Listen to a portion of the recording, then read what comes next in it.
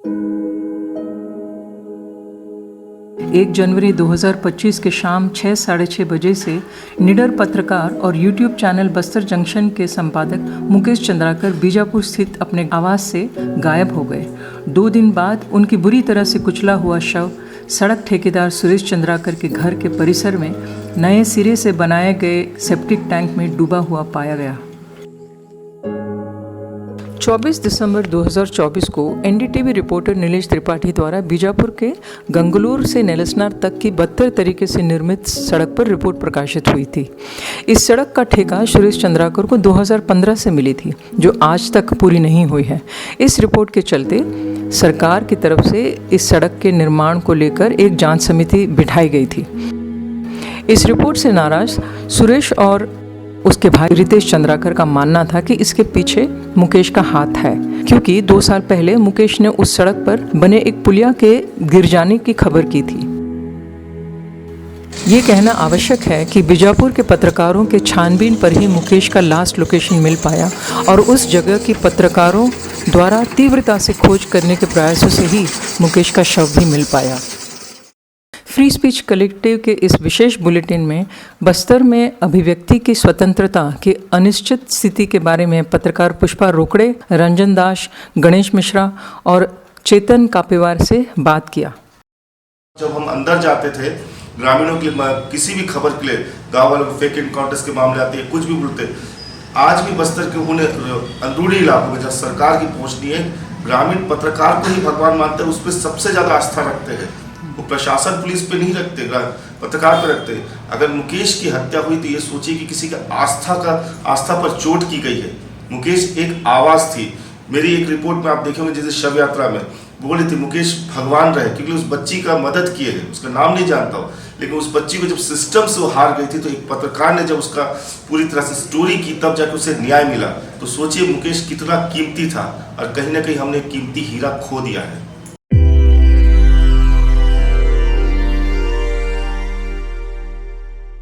बीजापुर में एक बड़ा एनकाउंटर हुआ। पुलिस ने दावा किया कि इस एनकाउंटर में 13 माओवादियों को मार गिराया गया और साथ ही घटना स्थल से एलएमजी जैसे ऑटोमेटिक वेपन और बड़ी मात्रा में विस्फोटक रिकवर कर लिया गया। अब इस एनकाउंटर में सवाल उठने लगे हैं, पुलिस की इस कार्यशैली और पुलिस के दावे पे सवाल उठने लगे हैं, पुलिस पे आरोप लगने लगे हैं।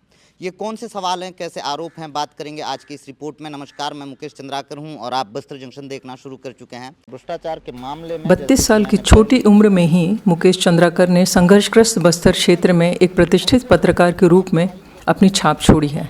वामपंथी माओवादी एवं सुरक्षा बलों के गोलीबारी के बीच रहने वाले आदिवासी, सुरक्षा बलों से एवं माओवादियों से मारे जाने वाले ग्रामीणों की खबर, शिक्षा एवं स्वास्थ्य से विहीन गांवों में जूझ रहे ग्रामीणों की परिस्थितियां, ऐसे कई खबर उनके यूट्यूब चैनल बस्तर जंक्शन में देखा जा सकता है। बीहड़ जंगल से गुजरकर नदी नाले के बीच ठंड, भीषण गर्मी और बारिश के मौसम में मुकेश उन आदिवासियों से साक्षात्कार होने पहुंच जाते थे और सच्चाई को खोजकर अपने दर्शकों के सामने लाते थे। एक सड़क को बनाने के लिए एक आदिवासी एरिया में बहुत सारा दिक्कत आया था। वो आदिवासी नहीं चाहते थे कि हमसे बिना बात करे आप सड़क बनाएं, पर सरकार बनाई जा रही थी, फोर्स के दम पर बनाई जा रही थी। और सुरेश चंद्राकर को टाइगर का भी नाम दिया जा रहा था कि ये एक वो टाइगर है जो जिस सड़क पे कोई ठेकेदार घुस नहीं पा रहा है उस सड़क को बनाते जा रहा है, इस तरह का भी आ रहा था। तो आज वो टाइगर किस तरह हद पार करता है, ये आप अलग अलग तरीके से देख सकते हैं, समझ सकते हैं कि ऊंचाइयों को छूने के लिए किसी का हत्या करना किया भी जा सकता है। सैया भाइयों का कोतवाल तो डर काहे का।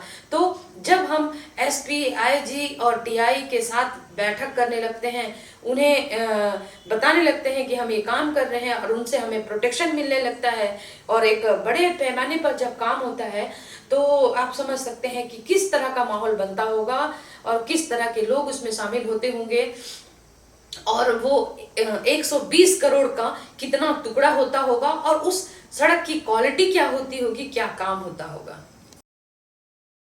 छत्तीसगढ़ राज्य खनिज संसाधनों से समृद्ध है, जहां लगभग 32% आदिवासियों की आबादी है। भारी प्रतिशत में कुपोषण और स्वास्थ्य एवं शिक्षा में कमी के कारण छत्तीसगढ़ गरीब राज्य के रूप में वर्गीकृत है। बस्तर जैसे क्षेत्र जहां पर राज्य और प्रतिबंधित सीपीआई माओवादी पार्टी के बीच 3 दशक से अधिक सशस्त्र संघर्ष चल रहा है, क्षेत्र पत्रकारों के लिए समाचार एकत्र करना एक कठिन कार्य है। फ्री स्पीच कलेक्टिव की नवंबर 2023 की रिपोर्ट के अनुसार सैंड माइनिंग और अन्य स्थानीय भ्रष्टाचार को उजागर करने में 11 पत्रकारों को गिरफ्तार किया गया, 7 के खिलाफ केस दर्ज किए और 12 पत्रकारों को केस दर्ज करने की धमकी दी गई।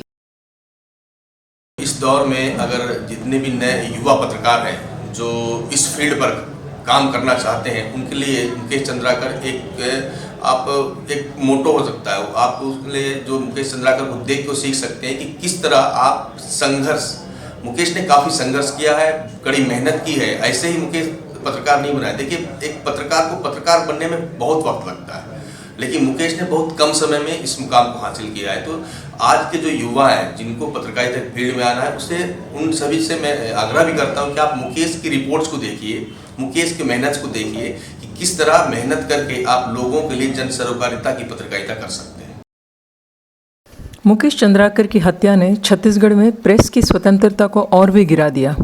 मुकेश ने एक बार एक पत्रकार से कहा था, बस्तर की खबर हर किसी को मिलनी चाहिए, तभी तो लोग हमें समझेंगे।